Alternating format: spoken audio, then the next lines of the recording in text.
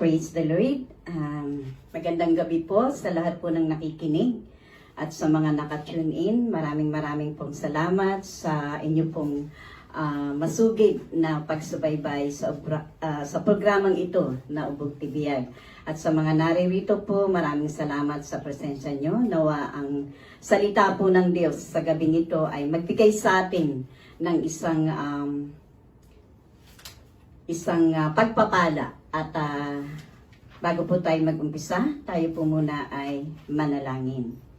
Purihin ka, O Diyos, sa amin pong kalagitnaan sa gabing ito, O God, na kung saan kami po'y tinipon mo upang makinig ng mga salita mong nagmumula sa iyo. Salamat, Banal na Espiritu, sa presensya mo sa aming kalagitnaan. None of me, but more of you, O Lord Jesus, as I speak this word of yours, O God, may you continually dwell among us, O God. At ikaw po ang kumilos sa aming kalagitnaan. In Jesus' mighty name I pray. Amen. So, good evening pong muli. At patuloy ko pong inaanyayahan ang mga taga-subaybay natin na i-like po natin at i-share ang video na ito upang marami pa po sa atin ang makapakinig ng mga salita ng Diyos. Sa gabing ito, ang nais ko po na i-share o ipahayag sa bawat isa po sa atin ay pag-uusapan po natin ang patungkol sa isa pong very common na nangyayari po sa akin po mga buhay bilang mga tagasunod ni Kristo, bilang mga Kristiyano po. At nais ko po na ang bawat isa po sa atin, ano man ang ginagawa natin, kung ikaw ba na ay nagpapahinga na sa iyong trabaho, kung ikaw ay nakaupo diyan, ihanda mo yung iyong lapis o kaya ballpen at notebook para po sumunod po kayo sa ating pong pag-aaralan. Pag-aaralan po natin sa gabing ito ang tungkol po spiritual dryness. Kung paano po natin ito ma-overcome, ano po ba yung mga causes ng spiritual dryness ng isang Kristiyano, ano po ba yung mga dahilan at ano po itong reasons, bakit po nararanasan ng mga Kristiyano yung pong pagiging dry in spirit. Amen? So, in the book of Psalm, chapter 63, verse 1, sinabi po dyan ni David, that you, God, are my God. Earnestly I seek you. I thirst for you. My whole being longs for you in a dry and parched land where there is no water. Ito po yung situation ng isang Kristiyano na kung saan ay nakakaranas po siya ng pagiging dry spiritually. Na kung saan para pong siya ay kumbaga yung uhaw na wala pong walang tubig na available para po mawala yung kanya pong pagkauhaw. So ano po ba yung spiritual dryness na tinatawag? Ito po yung period of spiritual stagnation ng mga Kristiyano. At lahat po tayo nakakaranas po nito na kung saan yung connection mo sa Panginoon ay weak at parang hindi nag-i-exist. Parang ito po yung time or season na parang ang layo ng Panginoon sa buhay mo. Parang napakalaki ng distant ninyong dalawa. Parang hindi mo siya nararamdaman. Kasi alam niyo po, ang isa pong nagda-dry o nagiging tuyo o parang talagang walang kabuhay-buhay. Yung pananampalataya na para yung kagaya ng sinabi ni David sa Psalm chapter 42 na madalas na naririnig o inaawit po natin na sabi doon na as the deer pants for streams of water. Alam mo, pag uhaw na uhaw ka, di ba? Parang gustong-gusto mong uminom ng malamig na tubig kung summer, di ba? At sabi po ni David doon, as the deer pants for streams of water, so my soul pants for you, my God. My soul thirsts for God, for the living God. Ang sabi po ni David, when can I go and meet with God? Parang tinatanong niya pa, kailan diba yung when or where can I go and meet with God? Yung po yung spiritual dryness na situation ng isang tao. Kapag po ito'y nararanasan mo, kasi ito is often comes with deep longings for God's presence. But hindi mo maramdaman yung presensya niya. Ito po yung sitwasyon na tinatawag na spiritual dryness. Parang kahit na hindi mo maramdaman yung presensya ng Panginoon. Ang isang tao po na nadadry sa kanya pong fellowship sa Panginoon, wala na po yung passion sa lahat ng trabaho ng Panginoon. Nawawalan po siya ng passion para po manalangin. Nawawala yung enthusiasm niya para magbasa ng Biblia niya. Most especially, worse na po kapag hindi ka na nakikipag-fellowship. It is like yung mong parang wala lang. You are just existing. Hindi mo na nararamdaman yung presensya ng Panginoon. At nandun na yung struggles mo sa mga sa pag-aalinlangan. Pag ang isang tao po ay nadadry na ang spirit, yung discouragement mo, yun na yung nangingibabaw. So, nandun na yung nagkakaroon ka na ng katanungan. Kasi pag pinabayaan mo yung situation mo na ganyan, prolonged dryness can lead to questioning God's presence and purpose. Yun po yun. Parang sinabi ni David in Psalm chapter 13 verses 1 and 2 na, "How long, Lord? Hanggang kailan, Panginoon? Will you forget me forever? Kalilimutan mo na ba ako? How long will you hide your face for me? How long must I wrestle with my thoughts?" Kasi ito po yung ating battleground. Hanggang kailan ako makikipaglaban sa isip ko? And day after day have sorrow in my heart. Yung parang hindi mo ma-explain yung iyong sitwasyon. And then, how long will my enemy triumph over me? And Satan is very, very victorious po kapag ikaw na Kristiyano, ikaw na follower ni Kristo, ay ganyan ang sitwasyon mo spiritually. You are being dry. Because spiritual dryness po, mga kapatid, is a state of inner emptiness. Wala kang, parang there is something in yourself na kung saan parang may kulang, parang kailangan ko talaga yung presensya ng Panginoon. Amen?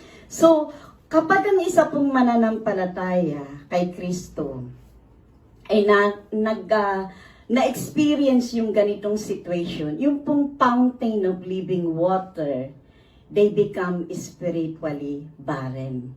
Parang hindi mo nararamdaman yung presensya ng banal na espiritu. Kasi yan po ang spiritual dryness. Ngayon, ano po yung nagiging cause ng spiritual dryness? Bakit nadadry spiritually ang mga mananampalataya ni Kristo? Marami pong factors that can lead to a person to a season of spiritual drought. No, yung pong nagiging tuyo yung pananampalataya mo, hindi po yung tuyo na masarap kainin pag pinirito. Kumbaga nagiging empty, yung feeling mo is empty. Marami pong factors o maraming causes po niyan. At unang-una na, mababasa po natin in Isaiah chapter 59 verses 1 and 2. Ang sabi po dyan, "Surely the arm of the Lord is not too short to save, nor his ear too dull to hear." But ito po yung unang-unang reason o unang-unang cause kung bakit ka po nakakaranas ng spiritual dryness is because your iniquities have separated you from God. Your sins have hidden His face from you so that He will not hear. So, ang kasalanan po, nagkikreate po yan ng barrier between you and God, between me and God, blocking the flow o nagbo-block po siya sa flow ng banal na espiritu sa buhay po ng isang Kristiyano. So, unang-unang cause po is unconfessed sins and disobedience. Kung may mga itinatago po tayong mga kasalanan at talaga pong nandoon na hinahide ba natin siya, hindi po natin siya kinoconfess, iyan po ay nagiging cause ng pagiging dry mo spiritually. Pangalawa, neglecting prayer and Bible study. Hindi po dapat na yung pong mga panalangin ay nagiging tamad tayo. Kasi kapag pinabayaan mo ang prayer life mo, which is dapat na yan po yung unang-una sa buhay ng Kristiyano, how you talk to God, dapat po yun, ang pagising mo pa lang sa umaga, dapat nakikipag-usap ka na sa Lord, di po ba? Pero minsan sa buhay ng Kristiyano, we are neglecting prayer. Ang intercession, we don't join. No? Kasi nga, sometimes ang hirap bumangon ng umaga. Or sometimes na kapag may mga intercession, you feel bored. You feel bored. So, yung pagbabasa ng Bible, parang naboboard ka na ba? Hindi ka na attracted dun sa pagbabasa ng salita ng Diyos. Kung kailangan po ng ating pong physical na katawan, ang pagkain physically, ang ating pong spirit, kailangan din po ng nourishment from God's words. At yung pong panalangin mo everyday will help you not to be dry in your spirit. Sabi nga in Matthew 4:4 na, hindi lamang sa tinapay nabubuhay ang tao, kundi sa mga salita ng Diyos na kung saan ay namumutawi sa kanyang mga labi. Di po ba? Kaya kung napapabayaan mo ang iyong panalangin, ang iyong prayer life, it will lead you in dryness of your spirit. Di po ba? Pang-apat po ay yung mga trials in testing sa ating pong mga buhay. Yung mga inevitable situation, yung mga hindi mo inaasahang mga pagsubok sa buhay, mga bagyo sa buhay, mga discouragement. Kaya nga minsan, parang dapat gayahin po natin si David kasi difficult seasons can weaken your faith, no?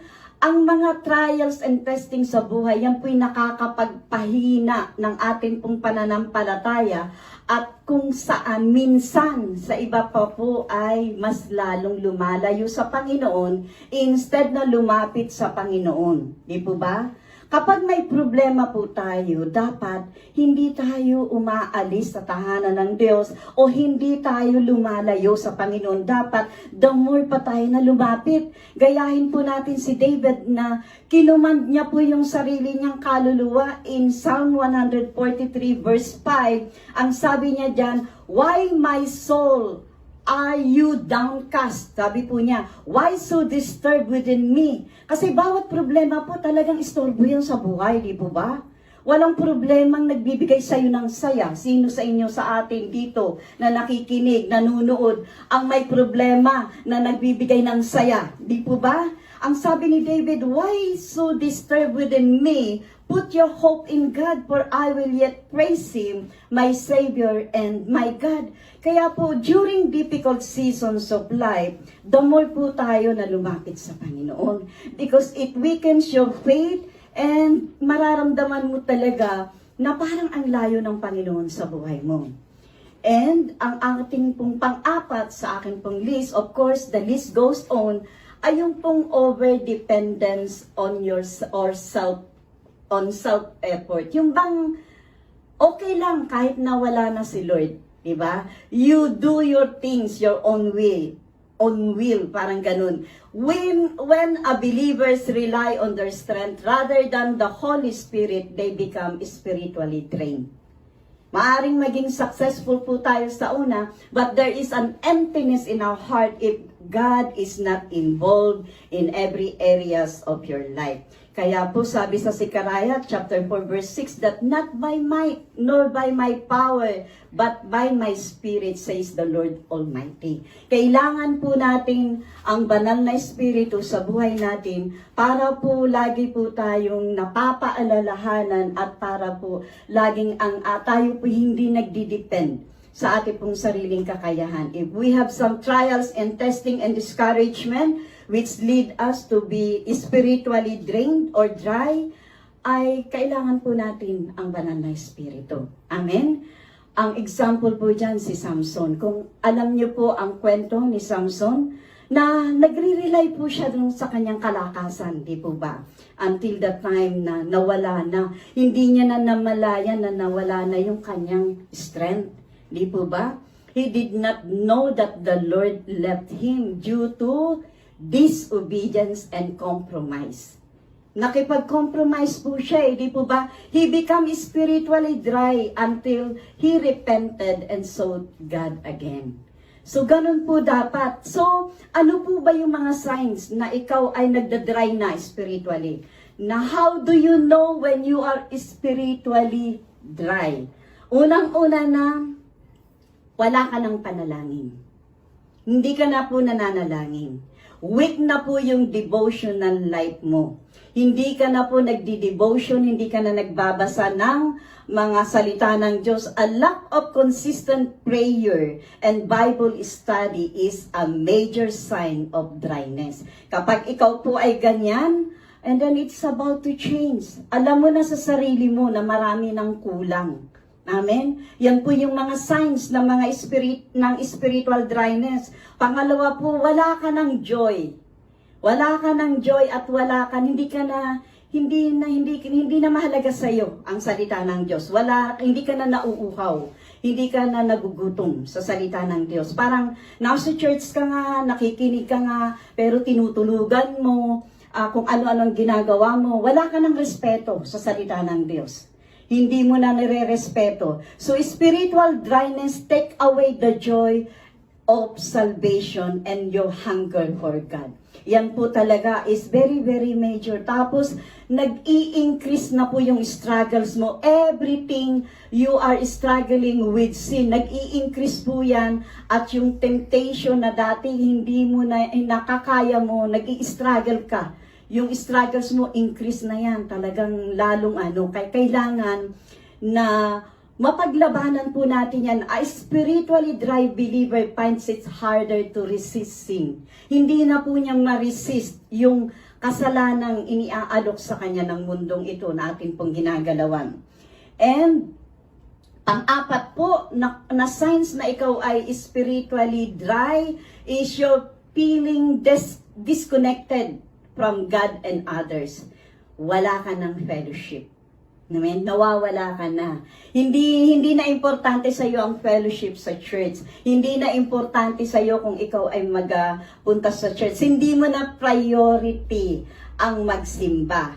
It leads to isolation from God and fellow believers. Kung ikaw ay parang mas gusto mo na, ako na lang para walang problema. Ina-isolate mo na yung sarili mo.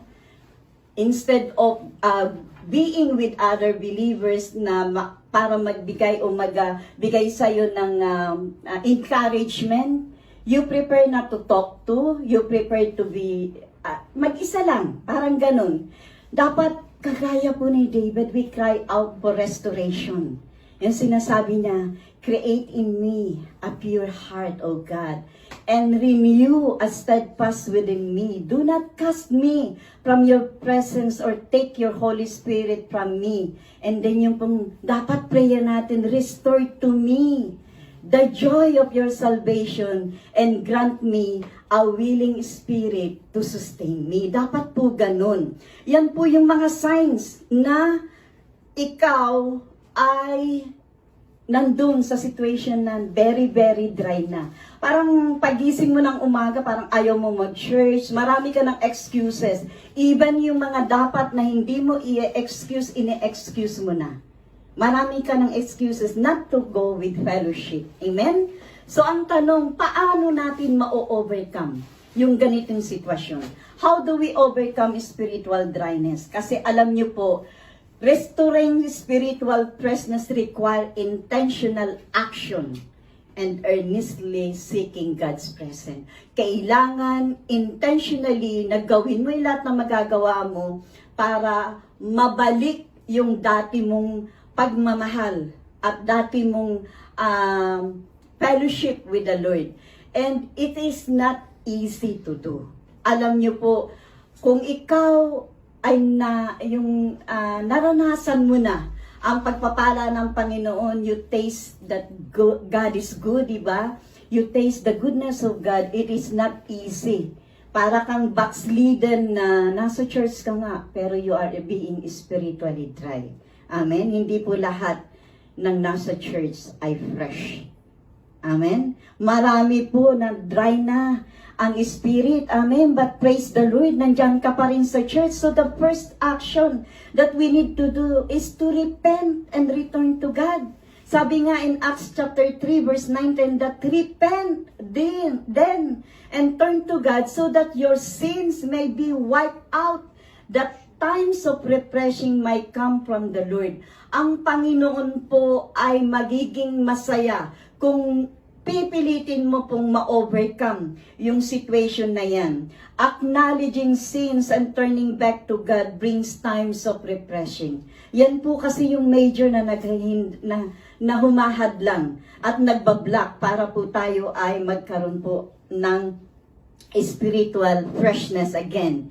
And pangalawa, you engage again in prayer, in fervent prayer, and worship Him. Amen? So, kung kailangan mong i-intention, even though hindi ikaw yung maglilid ng prayer, but keep on joining in prayer, or go someone else para po ma-ignite uli yung iyo pong prayer life. Kahit na nakikinig ka lang, until na bumalik po yung dati mong passion. Being in prayer, intercession, and everything. Amen? Kasi ang sabi po ng ating Panginoon in John chapter 7 verse 37 to 38, let anyone who is thirsty come to me and drink. Whoever believes in me, as a scripture has said, rivers of living water will flow from within them. Pwede mo namang sabihin, Lord, help me to overcome this situation. Nanggaling po ako sa sitwasyon ito, na lahat ng, parang ayaw ko nang mag-church, parang ayaw ko nang pumunta, parang ando na nga na, nag-i-skip na po ako ng service before. But then, I thank God sa buhay po ng aking spiritual mother who always chasing me. Kaya sinabi ko, sa Tagalog ako inilagay, tatayo ako. Naiwan po akong mag-isa. Alam niyo po, mahirap ang nag-iisa sa ministry. Kaya, kung dalawa pa lang kayo sa ministry, kung nag-iisa ka, napakahirap po talagang tumayo. Magkakaroon ka ng yung stagnant feeling ba? Magiging dry ka. Kaya we need to be engage mo yung sarili mo in fervent prayer and worship Him, worship God. Amen? Kasi yan naman po ang pangako ng Panginoon.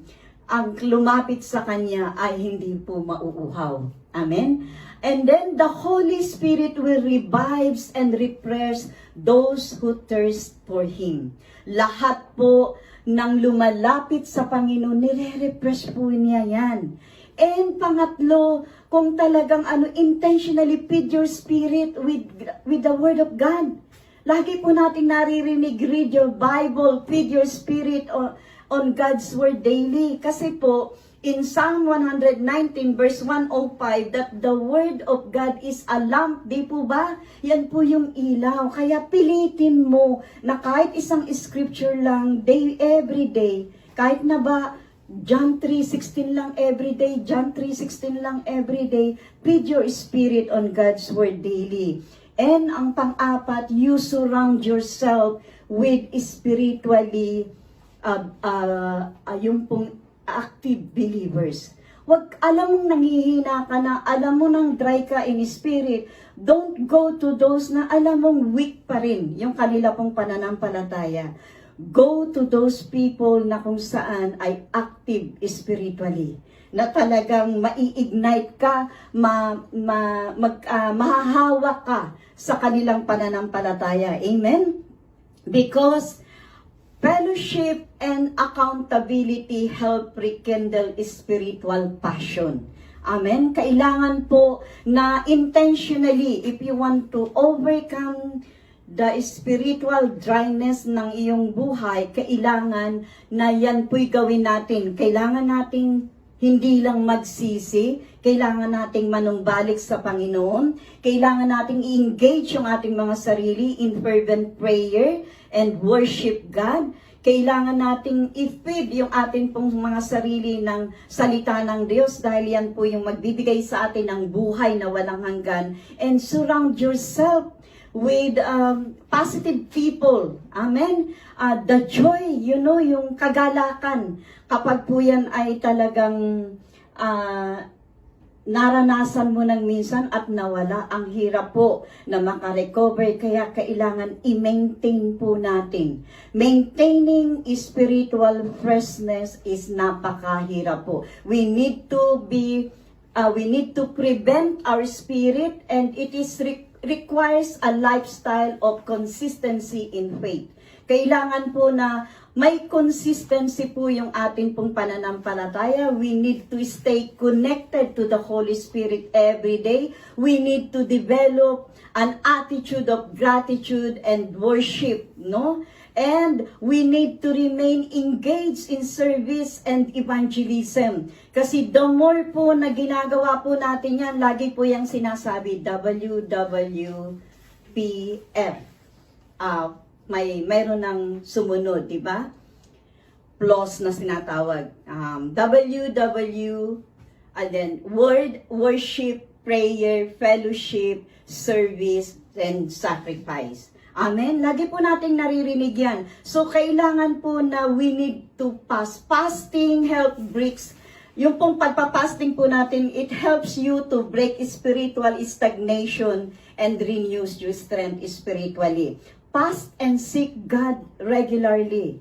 No, hindi lang yung sabi nga ng ating pastor, di ba, na seeking the Lord is not only not a hollow one, di ba? Huwag mababaw. Kailangan we seek God in every areas of our life habang matatagpuan pa natin. Huwag na po nating hintayin na tayo po ay maging dry spiritually. That spiritual dryness is not the end of every believer's journey. Pero ito po ay isang call to seek God more earnestly. Kung alam mo na ikaw ay nanghihina na spiritually, it is about time to do everything para ma-overcome mo yung sitwasyon na yun. And after na ma-overcome po natin yan, kailangan nating i-maintain na maging spiritually fresh tayo every day. Amen? So, napaka-sarap po na ikaw ay nananampalataya ng totoo. Yung talagang ibinibigay mo na yung 100% mo. You don't allow your spirit to be dry. You don't allow your spirit to thirst and hunger. Yung parang uhaw na uhaw ka sa presensya ng Panginoon. Huwag po nating gayahin si Samson na nag-relay po siya dun sa strength niya. Kung mababasa po natin yung kwento about Samson. Spiritual dryness, yan po ay nararanasan ng bawat Kristiyano. It is all up to us kung paano po natin yung paglalabanan. How do we overcome it? Sinabi ko na po that we need to repent and return to God. Next is we need to engage in a fervent prayer and worship God. We need to feed our spirit in God's word and surround ourselves with spiritually vibrant believers. So yan lang po sa gabing ito, and I pray na ang bawat isa po sa atin ay mayroon pong natutunan. And I pray that it is a wake-up call sa isa po sa atin, sa atin pong lahat na nakikinig. Tingnan po natin yung pong ating spiritual life, yung pong situation natin spiritually. Are we being fresh until now? Are we still standing in faith? O nadadry ka na? Nararamdaman mo na yung mga causes ng spiritual dryness. Nararamdaman mo na wala ka ng ganang manalangin. Wala ka ng ganang magbasa ng salita ng Diyos. Wala ka ng ganang mag-fellowship. Ang dami mo ng reason not to go to church. Marami ka ng alibay. Marami ka ng excuses. So, it is really a time to wake up and return to God. Amen? para po hindi po tayo maging dry spiritually. So yan lang po at tayo po'y manalangin. Salamat Panginoon sa gabing ito ugad na kami po'y pinaalalahanan ng iyong mga salita. Salamat o Diyos sa ikaw po ang laging nagbibigay sa amin ng kalakasan, nagpapaalala sa amin nga pong mga pagkukulang. At ikaw lamang o Diyos ang nakakaalam ng sitwasyon ng bawat isa spiritually. Sa lahat po ng nakikinig o God, dalangin ko nga po na amin nga po Panginoong i-examine ang amin nga pong standing spiritually o God upang malaman po namin kung kami po Panginoon ay patuloy na naglilingkod sa inyo nang mayroon po Panginoong katapatan sa amin nga pong mga puso. Kaya naman sa gabing ito o God, ikaw po ang mangusap banal na espiritu. Kung may mga pagkukulang pa po sa aking mga nasabi, ikaw na po ang magpuno at dalangin ko nga po o Diyos that this message o Lord God will give us o God a warning and a wake-up call, O God, to each one of us, O God, to seek you more earnestly so that we might not experience the dryness in our spiritual life. In Jesus' mighty name, I